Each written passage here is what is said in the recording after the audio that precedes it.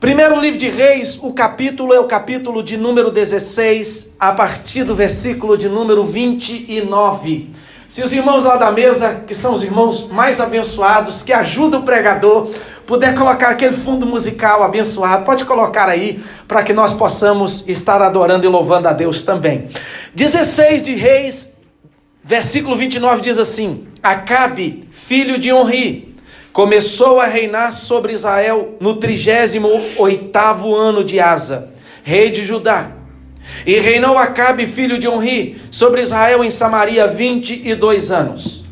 Fez Acabe, filho de Onri, o que era mal aos olhos do Senhor, mais do que todos os que foram antes dele. Como se fosse pouco andar nos pecados de Jeroboão, filho de Nebate. Ainda tomou por mulher a Jezabel, filha de Etibaal, rei dos Sidônios, e foi e serviu a Baal, e o adorou. Levantou um altar a Baal, na casa de Baal que edificara em Samaria. Também Acabe fez um poste ídolo, de maneira que Acabe fez muito mais. Vou repetir, de maneira que Acabe fez muito mais para provar a ira do Senhor de Israel do que todos os reis de Israel que foram antes dele. Em seus dias, Iel, o Betelita, reconstruiu a Jericó pelo preço de Abirão, seu primogênito, lançou-lhe os fundamentos, e pelo preço do seu último filho, Segube, assentou-lhe as suas portas, conforme a palavra do Senhor, que falara por intermédio de Josué, filho de Num. E o versículo 1 do capítulo 17, eu só gostaria de lê-lo, está dizendo assim: Ora, Elias, o tisbita, dos moradores de Gileade, disse a Acabe: Tão certo como vive o Senhor, Deus de Israel, perante cuja face estou, nem orvalho nem chuva haverá nestes anos, senão segundo a minha palavra. Esta é a palavra de Deus para nós nesta noite. Você pode estar com ela aberta, se quiser tomar assento, no nome maravilhoso e precioso de Jesus.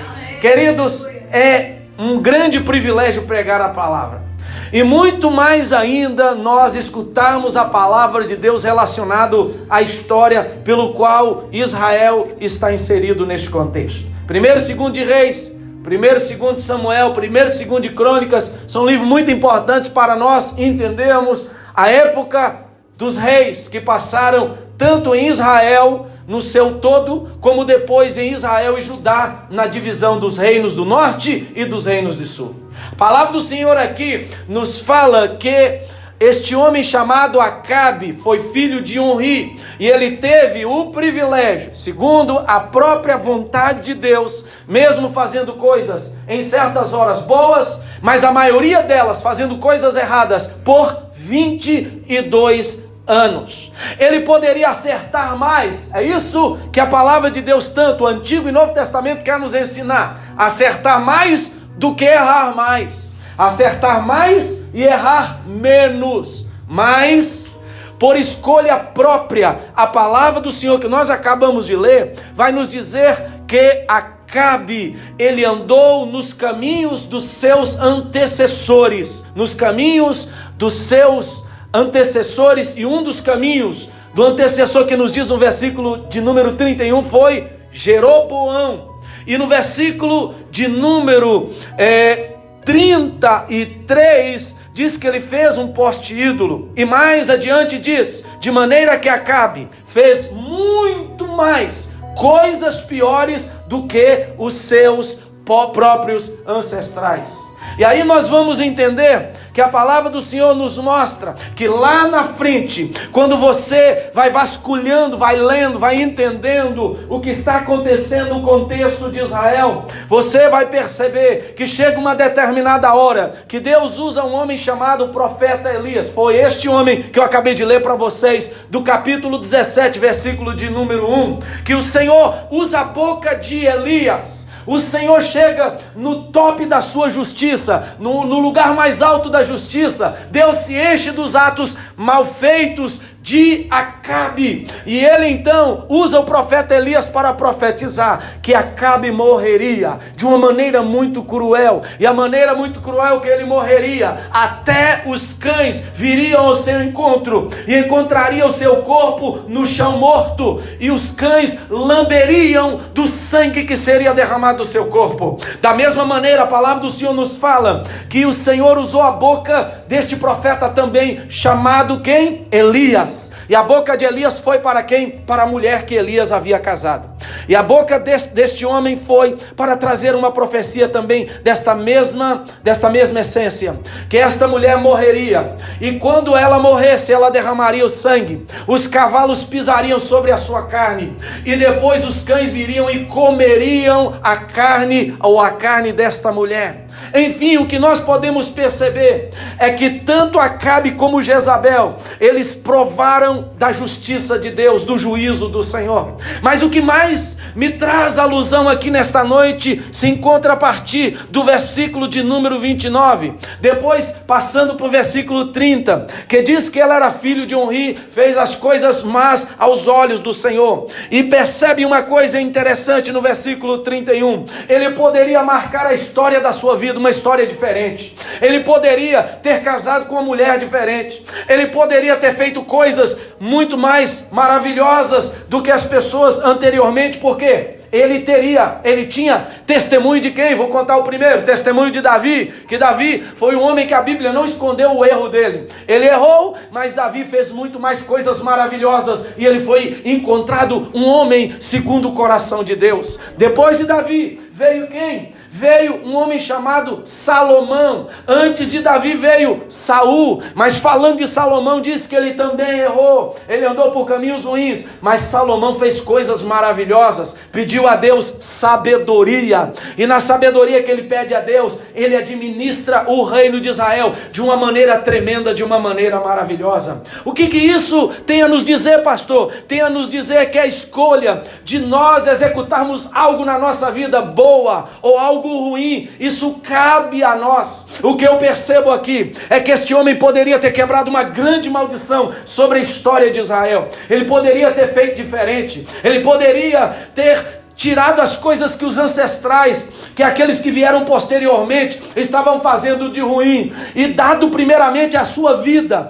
dado primeiramente o seu coração, a sua mente, dado o seu posto real para Deus poder usá-lo. Mas ele fez de contrário. Ele se uniu a uma mulher chamada Jezabel, e ele entregou o seu trono real, ele entregou a pessoa que estava do seu lado, porque ela já estava trazendo principados e principados, entregou o seu lado, a sua metade, para o inimigo. Ele entregou todos os profetas na mão do inimigo, ele entregou as coisas benéficas de Israel na mão do inimigo, e acima de tudo, ele entregou o reino espiritual na mão do inimigo, e o inimigo então agiu por intermédio dessas coisas. O que eu percebo, e é aquilo que eu quero nesta noite meditar, é que nós precisamos de fazer o contrário que Acabe fez. Acabe entregou o trono espiritual para o inimigo chamado Baal, que é a personificação de Satanás, do espírito maligno, com toda a suas castas, poder agir na sua vida, no seu reinado, na vida da sua mulher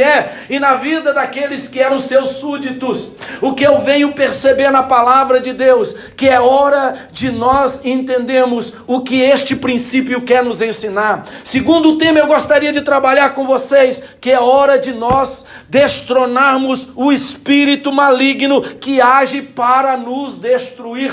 É hora de destronar tudo aquilo que ele poderá trazer de malefício para a nossa vida. Primeira coisa que eu percebo aqui no capítulo 16, o que acontece, uma pergunta, quando nós abrimos as portas espirituais da nossa vida? O que acontece é que está registrado lá em Mateus, capítulo de número 12, versículo de número 43, capítulo 12 de Mateus, versículo 43 ao 45 fala assim: quando o espírito imundo sai do homem, anda por lugares áridos, buscando repouso, mas não o encontra. Então diz: voltarei para a casa de onde saí, e voltando, achando-a desocupada, varrida e adornada, então vai e leva consigo outros 7 espíritos,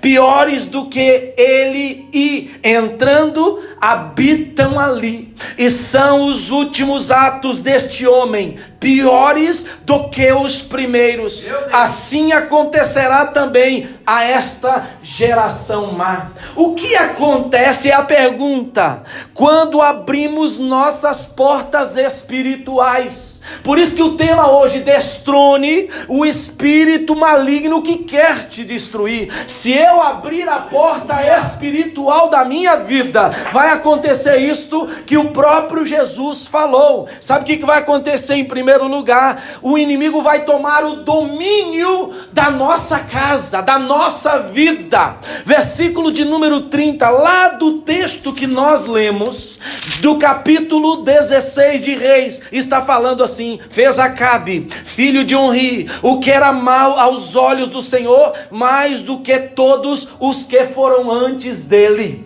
Ele só fez os atos ruins, porque ele abriu as portas da vida dele, ele abriu o terreno espiritual da vida dele. E quando alguém abre para Deus entrar, Deus usa. Quando alguém abre para o inimigo entrar, o inimigo que usa a vida desta pessoa. É isso que o capítulo 12 está nos dizendo. E é isso que aconteceu com a vida de quem? Com a vida de Acabe. Se eu abrir a porta da minha vida primeiro, as portas que foram abertas, o inimigo vai dominar, o espírito maligno vai dominar. Segundo, quando eu abro a porta ou as portas espirituais da minha vida, o espírito entra e se manifesta com uma intensidade, escuta isso, muito maior do que uma intensidade normal que ele age jogando setas inflamadas. Olha o versículo 31. Como se fosse pouco andar pelos pecados de Jeroboão, filho de Nebate, ainda tomou por mulher a Jezabel,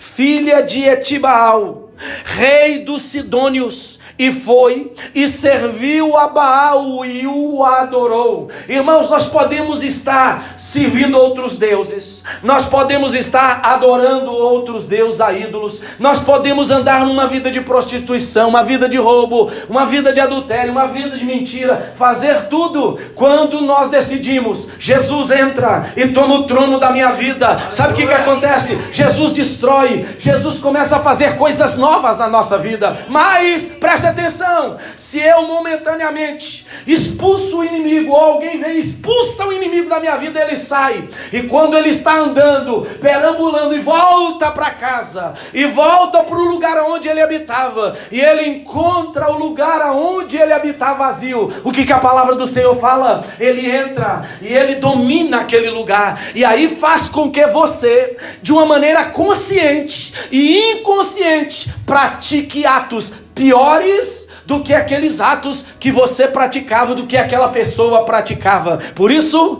que quando abrimos, volto a dizer, as portas da nossa vida, os atos anteriores tornam-se muito piores agora, porque o inimigo vem e traz mais 7 espíritos malignos. Imagina, se a pessoa mentia, ela vai virar profissional de mentira. Se a pessoa roubava, ela vai se profissionalizar no roubo. Se a pessoa adulterava, ele não vai contentar adulterar com uma, ele vai querer deitar-se com muitas e muitas mulheres, fazer coisas muito atrozes. Por quê? Porque quem está dominando a vida dele, o trono do coração dele, é o inimigo da alma da pessoa e das nossas almas. Diga assim comigo, levanta a sua mão, já vai profetizando, diga assim: o Senhor te repreenda em nome de Jesus, demônio. Aleluia. Já vai profetizando, porque Deus vai usar as tuas palavras cheias de unção de graça para o inimigo sair e fugir da sua vida. Amém? Terceira coisa, o inimigo maligno, o espírito maligno, vai usar ações ao inverso para levar-nos a praticar coisas para o mal. Versículo 33. Também Acabe fez um poste ídolo, de maneira que Acabe fez muito mais para provocar a ira do Senhor de Israel do que todos os reis de Israel que foram antes dele. Então o que acontece quando abrimos as portas em terceiro lugar da nossa vida e o inimigo vem e domina o trono da nossa vida espiritual e também da nossa vida física? Ele nos faz praticar ações ao inverso. Você era bom, torna-se mal. Você era uma pessoa fiel, verdadeira, você torna-se uma pessoa falsa. Ele faz a pessoa fazer coisas terríveis. Ao invés de Acabe adorar a Deus, destruir os postes ídolos, tirar a idolatria, fazer da sua casa santificada, ele traz adoração a outros deuses, ele traz os espíritos malignos, ele levanta no lugar de adorar a Deus postes ídolos. Outra pergunta que eu gostaria de fazer: como então, quando eu abro a porta do meu coração e ele faz todas estas coisas, o espírito maligno se manifesta? Como que ele se manifesta? E aqui é dado um nome, usando o nome da mulher chamada Rainha Jezabel. Como que esse espírito, que nós sabemos que é Satanás, que são os demônios, que é o espírito que é dado o nome de Jezabel, que muitos falam, mas é o espírito maligno, ele se manifesta na vida daquele que abre as portas. Primeiro, ele se manifesta para destruir os profetas de Deus. Ele vai se manifestar para destruir pastores. Ele vai se manifestar para destruir casamentos. Ele vai se manifestar para destruir a sua comunhão com Deus. Ele vai se manifestar para fazer o louvor não fluir, para fazer o louvor ficar amarrado. Ele vai se manifestar para calar aquele que prega a verdade, para aquele que fala contra o pecado. Onde está isso, pastor?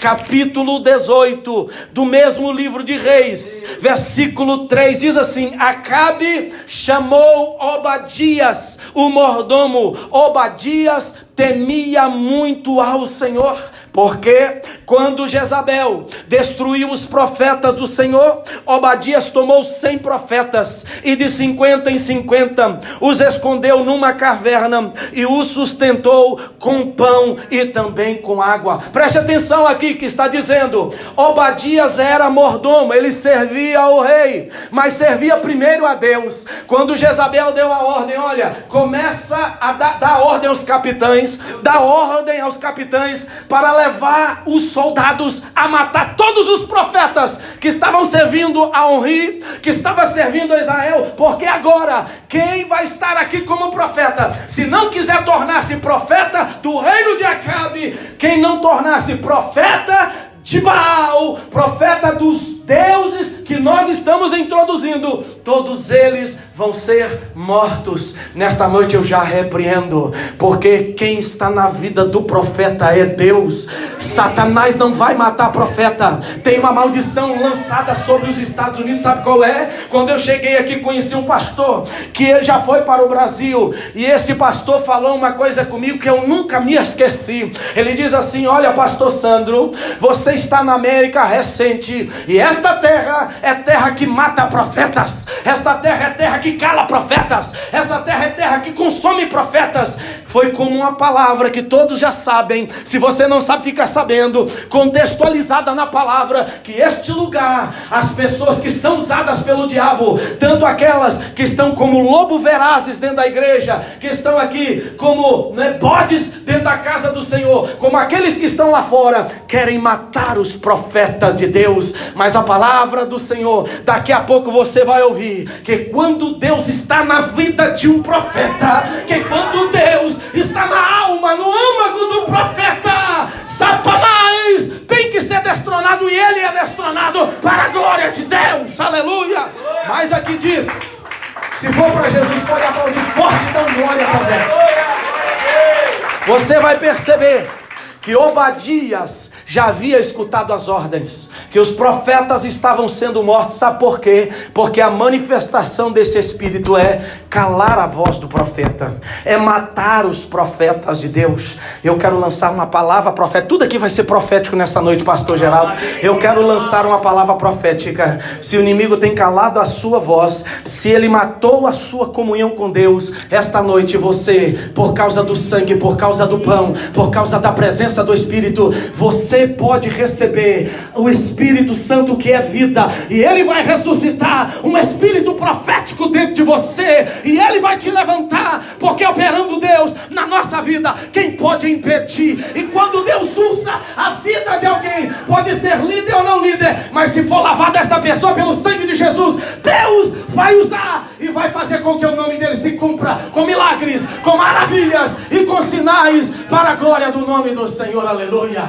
Um profeta verdadeiro nunca vai se vender, profeta verdadeiro nunca vai ser morto. Mas infelizmente aqui o Espírito estava se manifestando através da vida de Jezabel para matar a vida dos profetas. Como que ele se manifesta? Primeiro, para exterminar profetas, para exterminar aqueles que adoram, para exterminar aqueles, contextualizando, que pregam o evangelho de Jesus. Segundo, para intimidar com palavras agressivas de medo, para você ficar com medo dele, você ficar com medo da afronta, para você ficar com medo daquilo que o diabo usa alguém para você ficar calado. Olha que o texto fala do capítulo 19, versículo 2 e 3. Então Jezabel mandou um mensageiro a Elias e disse-lhe: assim me façam os deuses, e outro tanto, se até amanhã, a estas horas, eu não fizer da tua vida como a de um deles. Estava falando aqui dos profetas que não queriam se render e estavam sendo mortos ao fio da espada. Todos estavam morrendo. As palavras de Jezabel por aquele que era emissário era: olha, se você não se render, se você não fugir, der num pé, amanhã, a estas horas, daqui 24 horas, é você que vai morrer. Olha que palavra agressiva. Versículo 3. Elias teve medo e correu para salvar o quê? A sua vida. Quando chegou a Berseba, que pertence a Judá, deixou ali o seu moço. Sabe qual é a manifestação do diabo? É pôr medo em você, meu irmão. É pôr medo em mim. O diabo quer nos matar. O diabo quer nos intimidar com palavras agressivas, com palavras que nos menosprezam, que nos faz calar, que nos faz parar a obra e a marcha do Senhor.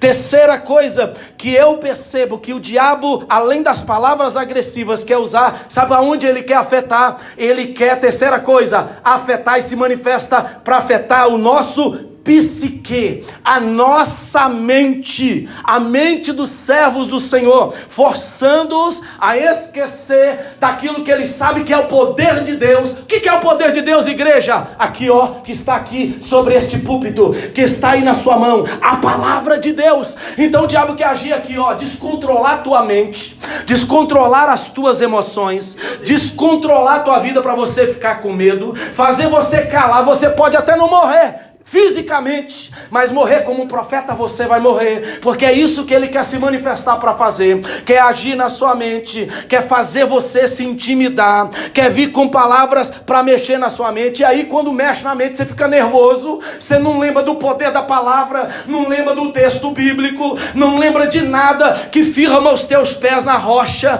Capítulo 19, versículo 4, olha o que aconteceu, que o diabo queria mexer na mente de Elias, abalando o psique para ele esquecer daquilo que Deus era na vida dele. Ele mesmo, porém, foi ao deserto, caminho de um dia, chegando, assentou-se aonde? Debaixo de um zimbro, e pediu para si o quê? A morte, dizendo: já basta, ó Senhor, toma agora a minha vida, pois não sou melhor de que meus pais. Imagina, queridos, um profeta que no capítulo anterior, ele com tanta intimidade com Deus, com tanta unção, com tanta graça, ele afrontou Acabe, afrontou Jezabel, ele foi para o desafio contra os profetas de Baal, dos postes ídolos. Eles se cortaram todo, nada aconteceu, mandou reparar. Olha que fé, olha que confiança no poder da palavra. Mandou pôr água 7 vezes no rego e depois fez uma oração curtinha. Mas sabe por que ele fez uma oração curta? Porque ele estava cheio de Deus, cheio da palavra, sabia quem era Deus. Senhor, Deus de Israel, de Abraão e de Isaac, manifesta hoje que tu és Deus com fogo, para que o povo de Israel e todos saibam que o Senhor é Deus ainda em Israel. Aí o Senhor mandou um raio, um fogo, e lambeu tudo aquilo,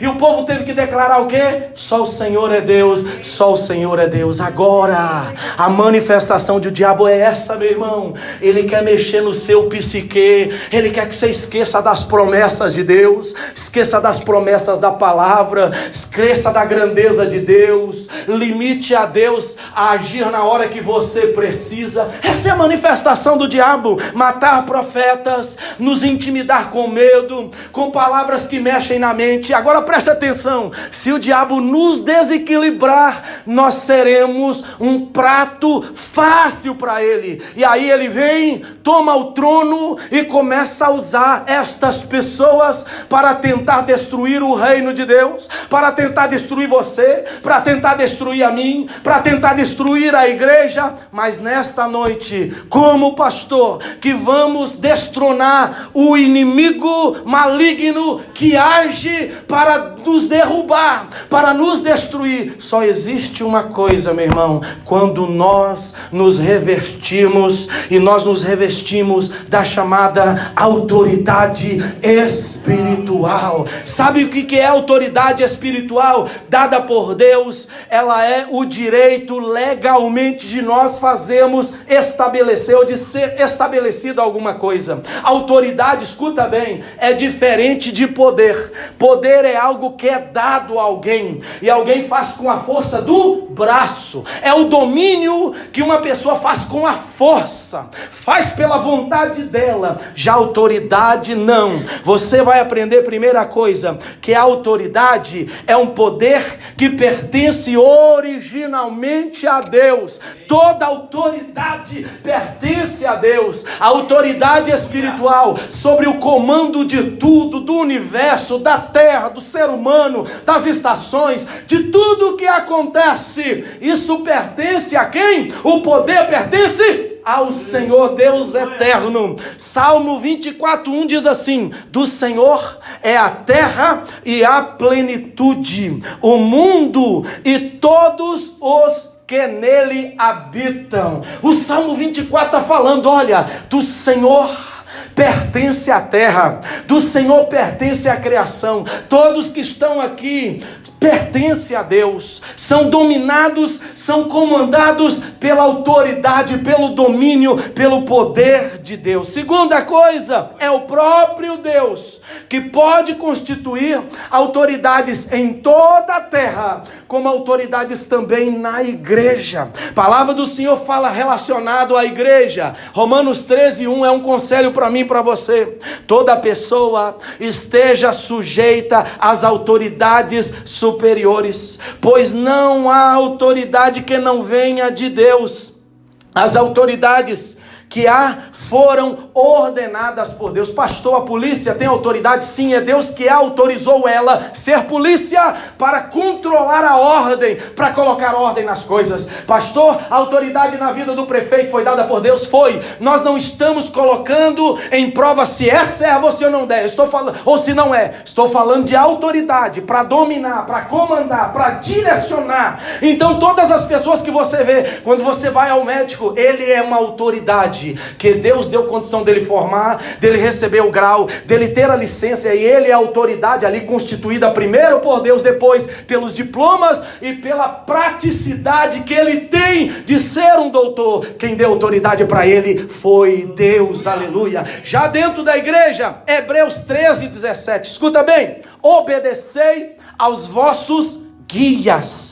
Está dizendo: e submetei-vos a eles, eles velam pelas vossas almas, como quem há de prestar contas. Fala de novo, obediência. Obedecei-lhes, para que o façam com alegria e não gemendo, por isso não vos seria útil. Então Deus deu autoridade para que as pessoas sobre toda a terra, lá fora, falando do lado de fora da igreja, do lado eclesiástico, lá de fora eclesiástico, Deus constituiu elas. Aqui dentro também, Deus constitui pastores, presbíteros, evangelistas, pastoras, as pessoas que exercem cargo dentro da igreja, e elas precisam ser obedecidas. Isso se chama autoridade espiritual, que Deus delegou a determinadas pessoas. Vamos agora abrir um parêntese aqui. Quando você não respeita um líder, quando você desobedece uma ordem do líder, você pode até se achar que está certo, mas quando você fica, por quê, e dentro do seu coração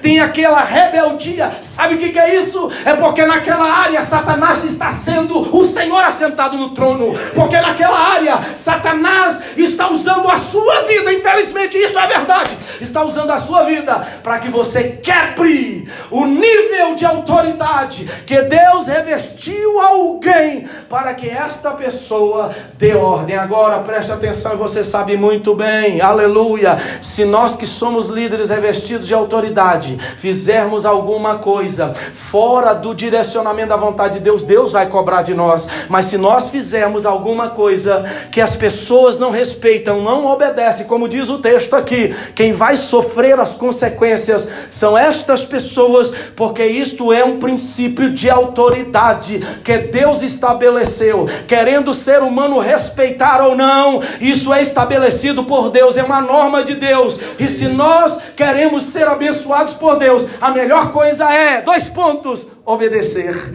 do que sacrificar. Aleluia. Quem está entendendo a mensagem? Quem está entendendo a mensagem pode dizer aleluia. Aleluia, louvado seja o nome maravilhoso de Jesus. Terceira coisa, a autoridade espiritual, ela é dada a todo ser humano, o poder de escolher, ou melhor, esta autoridade é dada a todo ser humano, o poder de escolher. Agora, você vai escolher submeter a autoridade boa ou a autoridade ruim, ou seja, você tem a escolha.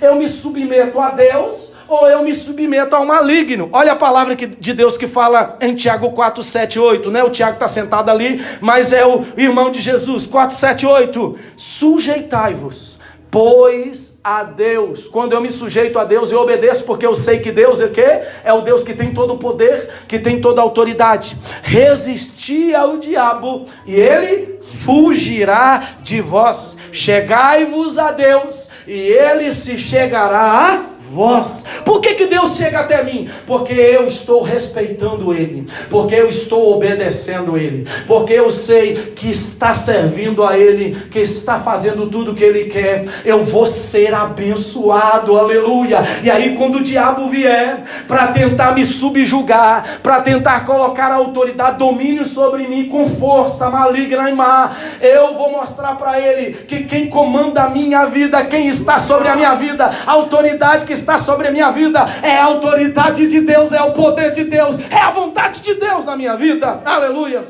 Gálatas 5:1 diz assim: Cristo vos libertou para que sejais de fato livres. Estai, pois, firmes e não torneis a colocar-vos debaixo do jugo de quê? Da servidão. A palavra fala que quem anda pecando é o diabo, não é? Que quem anda na prática do diabo é filho do diabo. Quem escraviza o homem a andar no caminho errado, no caminho do pecado, é o inimigo. É uma escolha minha, é sua. Eu vou submeter a autoridade de Deus para eu ser abençoado, ou eu vou me submeter à autoridade do inimigo para eu ser amaldiçoado. Quarta e última coisa, a autoridade, quando recebemos a Jesus como Senhor em nossas vidas, sabe o que acontece com a nossa vida? Nós recebemos automaticamente a autoridade como cristãos para, primeiro, pregar o evangelho. É uma ordem do Senhor, como diz lá em Atos 1:8, recebereis poder. Esse poder está falando de dinamis, está falando de autoridade. Receberei poder que há de vir sobre vós, ser-me-eis minhas testemunhas, tanto em Jerusalém como Judéia e Samaria, e vocês estarão indo até os confins da terra. Quando eu recebo Jesus, Ele me torna-se um verdadeiro cristão. A autoridade da minha vida é: venha quem vier, irei pregar, e Jesus vai fazer a boa obra por intermédio da palavra, por intermédio do evangelho. Aleluia! Mas tem cristão, porque ele se intimida, porque o diabo intimida ele perde o valor da palavra na vida dele. Não é isso que aconteceu com Elias? Um homem tão cheio do poder esqueceu da palavra por causa da intimidação do diabo. Aonde? No psique dele, na mente dele, na vida dele. Mas você não, meu irmão. Se você nesta noite entender a autoridade de Jesus na sua vida, você vai pregar para quem for, para quem é grande ou é pequeno na terra, você vai pregar e o evangelho de Jesus vai converter corações. Você crê? Amém? Segunda coisa, eu recebo a autoridade espiritual para ensinar os outros a seguirem a Jesus. É uma corrente, é uma escadinha, são coisas sucessivas. Você é ganho por alguém, Jesus te treina, usa os pastores, usa os mestres da igreja, você se prepara, você cresce, você se estabiliza, você tem alicerces. Daqui a pouco você está pregando para alguém que não tem Jesus, a pessoa aceita Jesus e você começa a discipular esta pessoa, você começa a fazer discípulos para Jesus, você começa a fazer pessoas a entenderem, a crescerem, e daqui a pouco elas estarão lá na frente, discipulando alguém para glorificar o nome do Senhor Jesus. Mateus 28, 19 e 20, Jesus falou assim para os discípulos, para os apóstolos: portanto, ide, fazei discípulos de todos os povos, batizando-os em nome do Pai, do Filho e do Espírito Santo, ensinando-os a guardar todas as coisas que eu vos tenho mandado. A autoridade na minha vida é para ensinar alguém sobre quem é Jesus. Terceira coisa que eu percebo da autoridade na minha vida é para vencer o medo, para vencer o pecado. Eu preciso ter poder para falar que Satanás, este laço, eu não vou cair nele, sai, porque eu vou andar nas pisaduras de Jesus, para vencer o pecado, para não ficar com medo da afronta do inimigo. Para isso que serve o poder, a autoridade espiritual na sua vida. 2 Timóteo 1,7 diz assim: o Senhor usando Paulo para falar com aquele jovem pastor que era discípulo dele, Timóteo. E Paulo diz assim: porque Deus não nos deu espírito de timidez, mas de poder, de amor e de moderação. Aleluia. Que Deus nos deu, queridos, não é para ficar com medo, não é para ficar tímido, mas o Senhor nos deu um espírito excelente, cheio de graça e cheio de poder, e mora em nós. Quantos que podem agradecer a Deus porque Ele te deu coragem? Aleluia. E última coisa, eu recebo a Jesus, a autoridade passa a estar presente na minha vida como cristão. Sabe para que é? Para fazer os mesmos sinais que Jesus fazia. Levanta a mão e diga assim comigo: eu recebo e quero da autoridade para fazer sinais como Jesus fazia. Aleluia. A palavra do Senhor fala assim, João 14:12: em verdade vos digo, que aquele que crê em mim fará as obras que eu faço. Agora tem uma vírgula: e as fará maiores do que estas, porque eu vou para o Pai. Quais foram as obras que Jesus fez? Escuta bem, Jesus fez milagres, Jesus curou doentes, Jesus expulsava demônios, Jesus transformava pessoas tristes em pessoas alegres, e Jesus me dá condição de ter autoridade e fazer sinais, porque tudo aquilo que a Bíblia me fala que eu tenho que fazer para beneficiar as pessoas e para dar glória a Deus, eu vou fazer,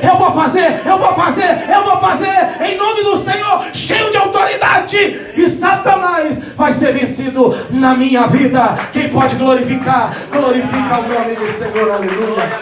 Começando a terminar, eu gostaria de dizer a vocês que a autoridade tem que ser como na vida deste homem chamado Elias, uma autoridade que Deus fez ele conquistar. Capítulo 17 diz assim: ora, Elias, o tisbita, dos moradores de Gileade, ele falou o quê? Disse a Acabe: tão certo como vive o Senhor, Deus de Israel, perante cuja face estou. Vou dar uma paradinha aqui, irmãos, preste atenção. Para este homem desafiar um rei, para esse homem chegar na presença de um rei, e Deus então mostrar a vida do rei, e dizer para o rei assim, porque irmãos, quem não tem intimidade com Deus, quem não tem autoridade de Deus, vai chegar diante de alguém que está endemoniado e falar assim: olha, eu vim aqui diante do Senhor, e cuja face o Deus que eu sirvo, estou perante ela. Se Satanás, que sempre está investigando as nossas vidas, e presta atenção, lá no teu quarto o pastor não vê a tua vida, lá no teu trabalho pastor não vê a tua vida, ninguém está te policiando lá nos lugares aonde você anda, mas os olhos de Deus primeiramente estão vendo, e o inimigo, que diz a Bíblia, está como um leão rugindo ao nosso derredor. Ele está investigando a nossa vida, ele está olhando o que nós fazemos, e ele vai pegando brechas. Se você não está na face de Deus andando nela, se você não está andando em intimidade, se você, resumindo, não tem autoridade de Deus na sua vida, sabe o que vai acontecer? O diabo vai rir da sua face, ele vai te envergonhar. Mas eu louvo o nome do Senhor, que Elias, cheio de autoridade, ele falou aqui com Acabe: eu vim aqui, Acabe, Senhor, você que é o rei de Israel, mas eu vim aqui, sabe por quê? Porque eu estou na face dele, eu ando na face dele, a vida que eu tenho, cheia de graça e de poder, foi ele que eu ando na face dele, tenho conquistado. E eu vim aqui para te dizer uma coisa: olha, você vai olhar para o céu, e durante 3 anos e 6 meses não vai cair um pingo de água sobre este solo de Israel. E aí, sabe o que aconteceu? Não choveu durante 3 anos e 6 meses. Sabe por quê? Porque Elias estava andando face a face com o Senhor. Deus quer que você ande face a face com Ele. Deus quer que você tenha uma intimidade a ponto dele te revestir de autoridade, e aquilo que você abrir a tua boca, se é para glorificar a Deus, vai acontecer. Vai acontecer. Vai acontecer. Quem crê nessa palavra, quem crê que Deus pode usar a sua vida, e Deus vai usar, porque isso é plano do Senhor.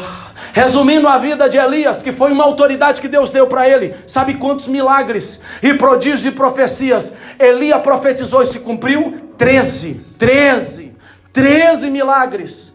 Contando entre milagres e profecias, foram 13 feitos que Elias, cheio da autoridade, envergonhou a Satanás. Por mais que, preste atenção, que tudo isso aconteceu com ele de coisas ruins, que o diabo quis manifestar para intimidar, para pôr medo, para poder mexer na psique, mas aí o Senhor mandou um anjo, e nós sabemos muito bem que é o texto que eu li com os irmãos. O Senhor mandou um anjo, reverteu a vida de Elias. Elias foi até a caverna, tirou Elias da caverna, e depois que Elias saiu da caverna, ele saiu com uma nova unção, ele saiu com uma nova autoridade, ele saiu com algo novo de Deus. Meu irmão, escuta uma coisa: o diabo quer acabar com a tua vida, acabar com o teu casamento, acabar com a tua comunhão com Deus, acabar com essa igreja. Mas hoje nós vamos declarar para ele, debaixo da autoridade: quem vai ser destruído e envergonhado é tu, inimigo da nossa alma, porque operando Deus, quem poderá impedir?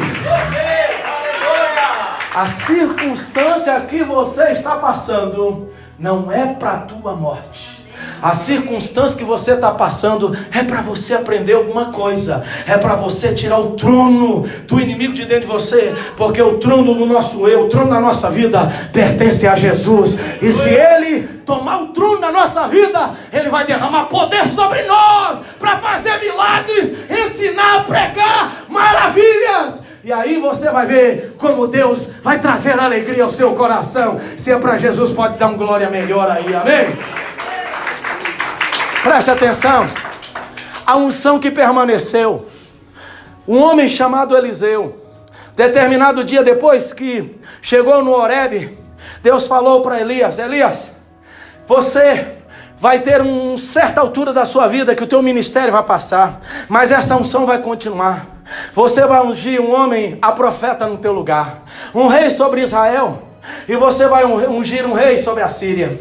E aí aconteceu que quando ele recebeu esta palavra no capítulo 19 de Reis, e desceu do Horebe, ele passou por uma cidade. Lá nesta cidade, a palavra do Senhor que o filho de um homem chamado Safate, que vivia em Abel-Meolá, estava na 12ª junta de bois, e o nome dele era Eliseu. Eliseu, o nome significa Deus, meu Deus é salvação. Ele estava ali. Segundo que nós estudamos a palavra, Eliseu era um rapaz de condição financeira muito boa, mas Deus havia dito para ele: você vai ungir Eliseu para estar no seu lugar. Quando chegou Eliseu, ele falou: Eliseu, agora segue-me. Ele disse assim: olha, meu senhor, eu vou beijar os meus pais, despedir dos meus pais, depois te sigo. Voltou para a casa dos seus pais. E para você entender, meu irmão, que quando Deus te separa, você tem que deixar tudo mesmo de lado. Você tem que deixar o seu eu, a sua vontade, o seu querer, os tronos da sua própria vontade de lado, deixar Deus operar 100% da sua vida, porque senão não tem como Deus te dar autoridade para expulsar demônio, curar enfermos e o nome dele ser adorado. Tem pessoas por aí, até um pastor que foi um dos diretores do seminário que estudei lá no Paraná, ele está hoje em Osasco, aposentado, mas ao lado do filho dele em Osasco, ele falava: olha, Sandro, na época eu não era pastor ainda, estava estudando, ele falava assim: olha, infelizmente existem muitos pastores que são chamados por Deus, que Deus levanta, dá unção e abençoa, mas existe muita gente por aí que tem um título e é feito a facão. O que é feito a facão, meu irmão? Feito a facão que não tem forma, não é feito com formão, não é feito na mão do artífice, não é feito na mão da pessoa que sabe trabalhar, que é Deus, que é o carpinteiro por excelência, e aí é feito pela mão de qualquer pessoa. Quando a pessoa que quer e não é Deus que separa, sabe o que acontece? Ele sempre vai trazer alguma coisinha com ele, lá da velha vida, para tentar ajudar a Deus. Mas este homem chamado Eliseu, a Bíblia diz que ele beijou os pais, é a continuação da unção, e é isso que Deus tem para você. Você tem que continuar uma vida de unção. Aceitou Jesus, foi batizado com o Espírito Santo, mas isso tem que continuar presente na sua vida. E aí, diz a palavra que ele foi, pegou a junta de boi, a 12ª, matou, cortou em pedaços, do mesmo carro que ele arava a terra, ele pegou uma madeira, fez uma fogueira, cozeu os bois e deu para as pessoas, despediu da família e seguiu ao profeta do Senhor. A palavra do Senhor nos fala que naquela época existia, pelo menos a começar da época de Samuel, 5 escolas de profeta, e dessas escolas Elias passava e ensinava a elas os chamados filhos dos profetas. Eliseu agora era um servo de Elias, era um abnegado, mas Eliseu também era um filho dos profetas, porque ele estava aprendendo ali na teoria, mas agora na prática, seguindo Elias, vendo Elias fazer os feitos. A palavra do Senhor fala que quando Elias, antes de ser tomado ao Senhor, que é um tipo de arrebatamento, escuta bem, eu não tenho tempo para ler o texto, mas só contando, Elias chegou para Eliseu e disse assim: Eliseu, o que você quer que eu te faça? O que você quer que eu te presenteie? Ele falou: Senhor meu Deus, Senhor meu Senhor, eu quero que você me abençoe com a porção dobrada do teu Espírito. Muitas pessoas falam que é o Espírito Santo, uma unção dobrada, mas se você for no contexto, você vai ver que não é um derramar duplo do Espírito, mas é o Espírito que já está nele, que estava em Elias, queria o capacitar dobradamente e manifestar no ministério que ele deveria preservar, a unção que ele deveria preservar. Por isso que é muito duro, irmãos, quando as pessoas, por mais que erram, que pecam, que Satanás tem um trono na vida dela, e depois ela não valoriza as coisas do Senhor. Não tem como Deus fazer com que ela tenha aquela unção maravilhosa para fazer a obra, porque a pessoa parece como alguma coisa choca, sem essência. Por isso, querido, cuida para não pecar, cuida para não cair, e se cair, agarra na mão do Salvador, porque Ele quer derramar uma unção na sua vida e o inimigo ser envergonhado. A palavra do Senhor fala que quando ele falou, dura coisa você me pediu, mas se você me ver e me seguir até o último instante, você receberá desta porção dobrada. Chegou na beirada do rio, e aí diz que um carro de fogo com cavalos pegou Elias, e quando já ia subindo, e foi tomado pelo redemoinho, e ele subiu ao encontro do Senhor, a capa de Elias caiu. Olha a demonstração que aquele que é como um filho do profeta, ele tem que negar a si mesmo. Diz que antes dele tomar da capa, ele rasgou das suas vestes, para poder se revestir da capa. Hoje à noite, pastor Geraldo, igreja noiva do Cordeiro, é noite de você deixar o trono de Satanás de lado, e você se revestir do Espírito Santo na sua vida, porque quando você se reveste do Espírito Santo, o diabo será difícil ele tocar você e dominar a sua vida, porque quem vai dominar, quem vai reger a sua vida é o Espírito, que vai tocar uma nova vida uma nova canção através de você. Quando ele arrancou as vestes e tomou a capa, ele tocou com aquela capa na água, ali começou a abrir o rio, e ali começou o milagre. Sabe o que aconteceu na vida dele? A unção se manifestou dobrada do Espírito. Ele preservou aquela unção. E sabe o que aconteceu? Sabe quantos milagres aconteceram na vida de Eliseu? Vocês vão ficar surpresos. Aconteceu 26 milagres e profecias na vida por intermédio de Eliseu, porque ele era um homem que queria que a unção não saísse da vida dele, que a autoridade não saísse da vida dele. E termino a palavra do Senhor aqui dizendo que essa autoridade, Satanás pode roubar de você. Satanás está louquinho para tomar a autoridade da vida daqueles que têm autoridade. Lá no capítulo 6 de 2 de Reis, diz que Eliseu foi até uma escola de profetas, numa determinada cidade. Quando chegou ali, o número de estudantes naquela escola era tão grande, que um dos filhos dos profetas, dos alunos de Eliseu, falou assim: meu senhor, nós precisamos de aumentar essa casa. Essa casa está pequena. Vamos descer até na beira do rio. E lá existem muitas árvores. Vamos cortar as árvores em pedaços de troncos. E vamos construir mais quartos para esta casa. Vamos fazer algo novo. E aí eles foram. Mas neste inteirinho, presta atenção. Lá nos guardados, lá no chatzinho, pastor, não tinha um machado. Eles pegaram o machado, diz a Bíblia, emprestado. E pegando aquele machado emprestado, eles foram. Irmãos, preste atenção numa coisa. Você que está mesmo como um aprendiz, ou mesmo maduro, já avançado na obra que Deus tem executado pela sua vida, você tem que estar preparado para os intempéries que pode acontecer com você numa visita, que pode acontecer com você no trabalho. Satanás vai criar estratégia para tentar te envergonhar, e você, terceira coisa, perder a autoridade de Deus na sua vida. Você esquecer, perder ele, roubar a autoridade dele, de Deus na sua vida. O que aconteceu? Quando eles bateram, o rapaz bateu com o machado numa determinada árvore, o machado saiu, escapuliu do cabo, e o cabo caiu dentro da água do rio. Segundo, se você estudar sobre o rio, que ali estava, que é o Jordão, você vai perceber que o rio tinha águas turvas. O que é água turva? Por causa da chuva que caía nas margens,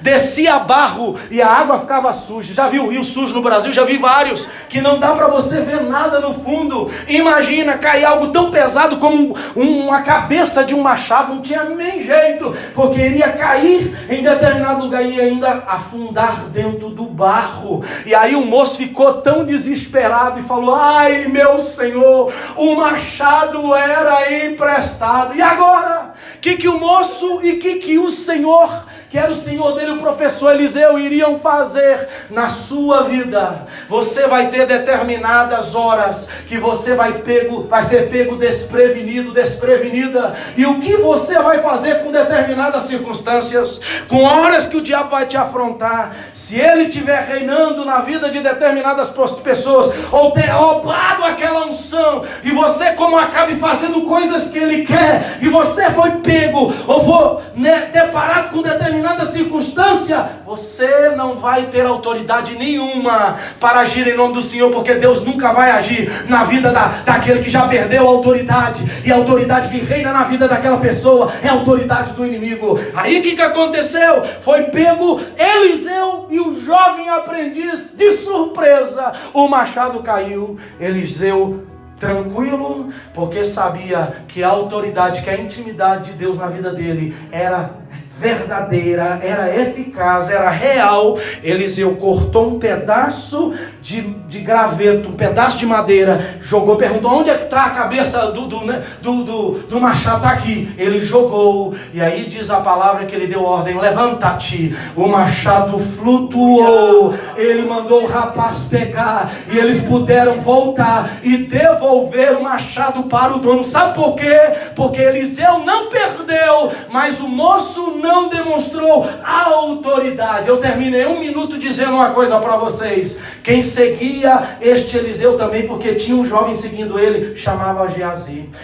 Geazi era tão imaturo, mas Geazi era a demonstração também de falta, de perda de autoridade. Sabe o que aconteceu com Geazi? Ele foi uma bênção em certas horas, mas em certas horas definitivas, a autoridade na vida dele não tinha. Agora já imaginou, irmão, se caiu uma pessoa endemoniada na tua frente, e você dando de bam, de gostosão, gostosona, cheio do poder, não tem poder nenhum, porque não tem unção, não tem autoridade, não sabe o que é autoridade. A autoridade de Jesus, a intimidade que nós temos que ter para Deus se manifestar, achando que o poder é nosso, mas o poder não é nosso, o poder é dele, é do Senhor. Aí, o que acontece? O diabo se manifesta e ele vai rir na sua cara. Eu estou lembrando de algo aqui que me contaram, eu quero compartilhar um testemunho interessante. Uma irmã, Júlia é terrível, é engraçado mesmo, Júlia, mas é engraçado para glorificar o Senhor. Uma determinada missionária, ela usava batom, e aí um dia o demônio manifestou. Ela estava com batom, com maquiagem e tal, o demônio se manifestou na pessoa,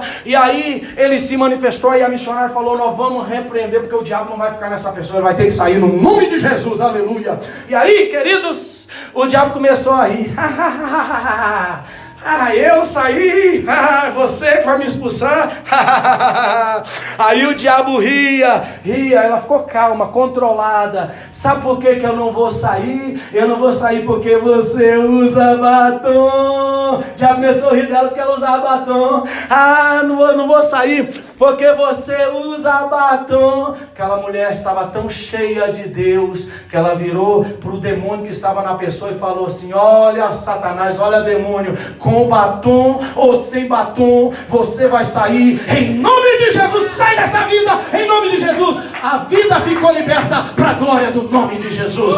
Aleluia! Louvado seja o nome maravilhoso de Jesus. Terminando, Geazi é o nome do rapaz, que quer dizer diminuição. Não estou falando do nome, porque o nome pode representar uma coisa ruim. Quando Jesus entra na nossa vida e muda a nossa vida, e Ele toma o trono da nossa vida, Satanás tem que correr, porque ele quer tomar o trono e quer nos destruir. Geazi, ele fez coisas maravilhosas também. Incentivou Eliseu a abençoar uma viúva que não tinha filho. Ele incentivou coisas maravilhosas. Mas um determinado dia, essa mesma mulher teve medo do rei da Síria. Um determinado dia, quando essa mulher ganhou o filho e tal, ela abrigava o profeta, que era Eliseu. Geazi, quando vinha na casa dela, essa história tão linda, maravilhosa, dava comida, dava pouso para eles. Um determinado dia, aquele menino tem uma dor de cabeça forte, e aquele menino morre. E aquele menino morrendo, eles estavam lá no Carmelo orando, buscando a Deus. A mulher fica sabendo onde está, pega a cavalgadura e sobe e chega até lá. E aí, quando ele vê o profeta de longe, manda Geazi e vai lá perguntar para ela se vai tudo bem com a casa dela. Quando chegou o menino: vai tudo bem, meu Senhor me mandou aqui. Vai tudo bem, mas ela queria aproximar do profeta, porque ela queria dar má notícia. Não era para o menino, era para o profeta. Chegando lá, na presença do profeta, o profeta perguntou: vai tudo bem com a senhora? Vai tudo bem, mas tem uma coisa: eu não pedi filho. Foi o Senhor que te usou para profetizar para eu ter um filho. Eu não pedi filho. O filho que o Senhor me deu, que mandou você profetizar, está aqui. Eu quero a solução deste problema. Presta atenção. O que aconteceu? Aleluia. O que aconteceu? Que aquele rapaz, o senhor dele, que era o profeta, falou com ele: olha, você vai então não é? E vai deitar sobre a vida do menino, vai passar o bordão, o cajado, que é o bordão, que significa autoridade, sobre o menino, e ele vai ressuscitar. Vai lá, Geazi, né? Sem autoridade, perdeu a unção, não tinha unção nenhuma, e deita sobre o menino, passa o cajado, põe um cajado em cima do menino. Sabe o que aconteceu? Aconteceu nada, irmão. Isso é vergonha, não é vergonha? Isso é vergonha. Quando você prega, a pessoa ri de você. Quando você ora e nada acontece, sabe por quê? Porque o trono de Satanás está estabelecido, fazendo com que a pessoa camufle servir a Deus e não está servindo a Deus. Mas nesta noite, aleluia, ele vai ter que bater em retirada da nossa vida, dessa igreja, desta cidade. Sabe por quê? Porque Deus vai levantar um povo cheio de autoridade aqui nesta cidade para profetizar, e vai acontecer milagre na tua família, no teu negócio, nessa igreja, nesta cidade. Quem crê, levanta a mão e dá uma glória bem forte. Aleluia, eu creio. Eliseu então desceu. Eliseu descendo, diz a palavra que ele deitou sobre a vida do menino. Aconteceu. Deitou a segunda vez, deitou a terceira, e profetizou fôlego de vida. Diz que quando ele levantou, o menino começou a espirrar, começou a voltar. Ele pegou a criança e entregou na mão da mãe. Eu quero essa unção sobre a minha vida. Eu quero que Deus não tire essa unção sobre a minha vida. Esta noite, o espírito que agiu na vida de Jezabel vai ter que, tá fora de dentro da tua vida, de dentro da tua casa. Sabe por quê? Porque maior é o que está conosco. O nome dele é Yeshua HaMashiach, Jesus de Nazaré, aquele que venceu a morte, venceu Satanás, venceu o pecado, ressuscitou e está aqui vivo, e dentro de nós mora o Espírito de unção, de poder, para a glória do nome do Senhor. Aleluia.